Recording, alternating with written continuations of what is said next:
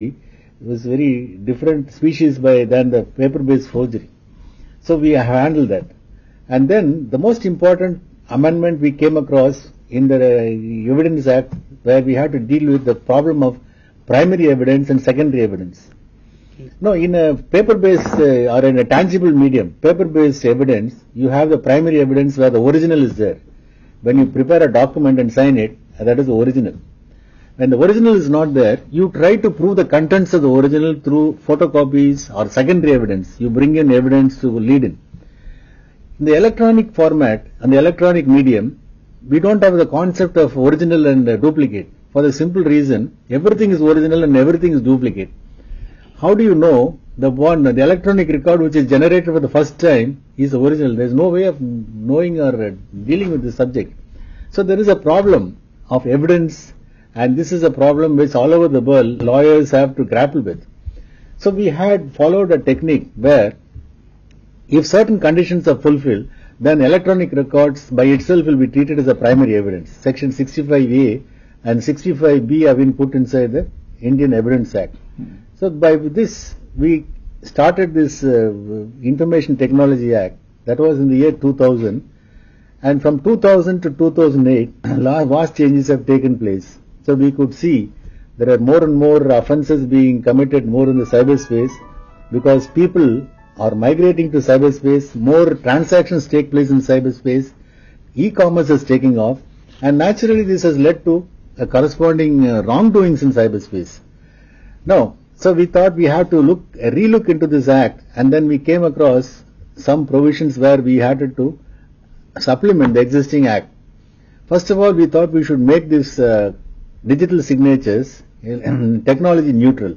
So we amended and put a new section which provides for equally new technologies which will ensure that the same kind of assurances of a digital signature under Section 3. That is the only substantial amendment made in the first part of the Act.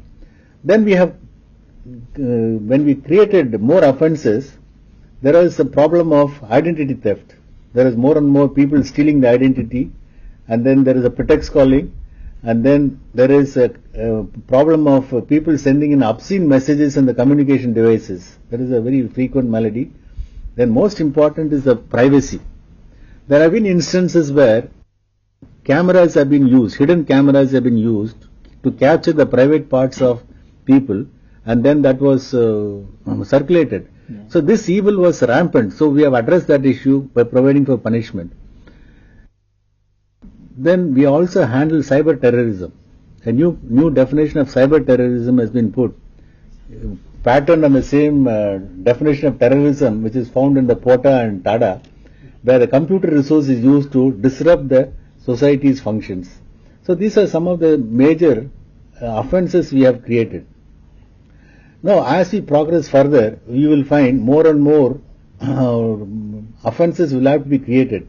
But then creation of an offence calls for a special mention. See, every law is an infraction of liberty because it has to provide for penalties, it has to provide for sanctions. So if you create more laws, then you will have more punishments, you have less of liberty. As a result, we have to think how best to control or regulate the cyberspace without having recourse to law, more and more of law. Because when you have more of more, you have less of less. There is a Spanish proverb which says, when you have more of more, you have less of less. When you have more law, you have less of liberty. Now, law is only one of the instruments which control human behavior. We cannot depend upon law solely to regulate human behavior. When you depend upon law to regulate human behavior, you have reached a stage where your society is terminally ill. There are other institutions in the society. You have the family, you have the schools, you have the teachers, you have the religion.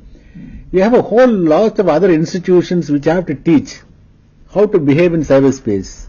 And that requires a fundamental relook for the simple reason. Cyberspace has been marketed as a marketplace. That is wrong. Cyberspace is not a marketplace. It's a social space because it's a communication medium. And everybody wants to communicate, whether you like to do commerce or not. So when you treat cyberspace as a social space, you have to have different values. values which are very different, how do you treat it as a marketplace? People should know how to behave in cyberspace. They have a duty of care.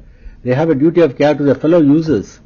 Just because you have anonymity, just because you have the facade of anonymity, you cannot do as you like. Because hypocrisy comes to surface when you have anonymity, the facility of anonymity.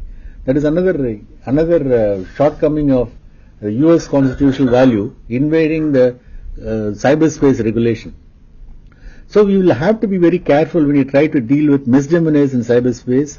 We have to teach our children to behave properly, and we have to tell them how to treat cyberspace as a social space so that we can utilize this for the greatest maximum benefit of mankind. Now, distance education, these are all great things which have happened in our lifetime. Telemedicine, these are all things we can reach to our villages, remote corners of the society, country.